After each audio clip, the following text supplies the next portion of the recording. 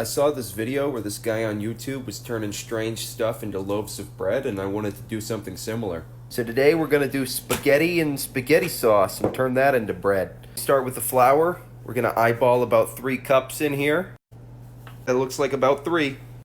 Gotta add the yeast, sprinkle of salt, and some garlic powder and onion powder to go with the Italian theme.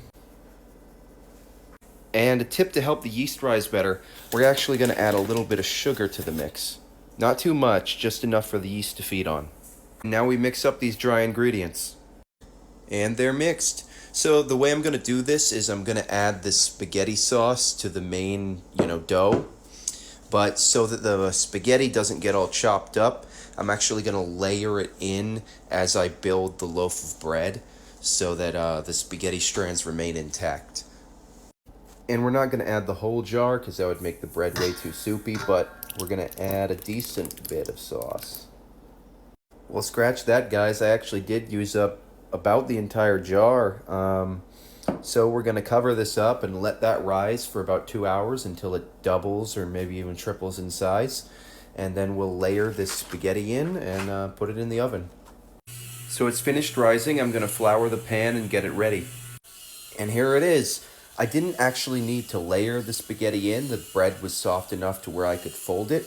But we're going to go ahead and throw this in the oven at about 425 for, let's say, 30 to 40 minutes. All right, throwing it in now. Here it is. Kind of looks like a brain abomination. But I mean, let's cut into it and see what we're working with. All right. Ooh, wow. That is a thick bread.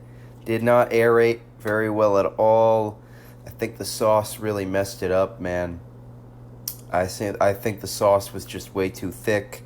The spaghetti was just contributing so much moisture. Overall, I'd say this does not bread, but I'll still try a slice and tell y'all how it tastes. Here's the slice. Very tangy, tomato flavored, almost like a marinara flavored bread. If it were more aerated, I think it would be a lot better.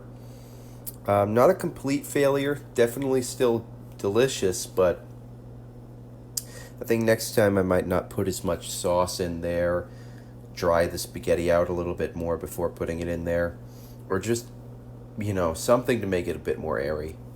It's just too thick.